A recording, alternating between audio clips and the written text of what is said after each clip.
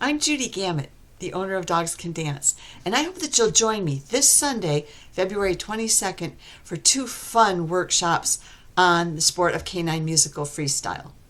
The first workshop is an intro workshop to teach you some simple moves, how they relate to other sports, and discover why your dog loves dancing to music. It's a great way to stay in shape, especially if your dog is overweight. It's a wonderful way to trim down those extra pounds and strengthen their body once again. My favorite part of freestyle is that it develops bond and teamwork. So I hope to see you at that first 90-minute workshop called Introduction to Freestyle.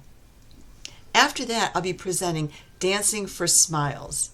Dancing for Smiles is a very special workshop. It's great for therapy dog teams or anyone who wants to use props.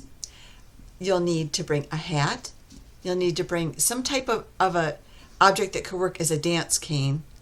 And you'll need to bring a scarf, a long scarf, because we're going to work with material, we're going to work with the cane, and we're going to work with the hat and show you how you can be really creative in small spaces and develop new ideas that will really inspire your team and your dog. So I hope to see you Sunday. There is still space available, and if you have questions, just contact Sarah and bring those training treats and let's dance.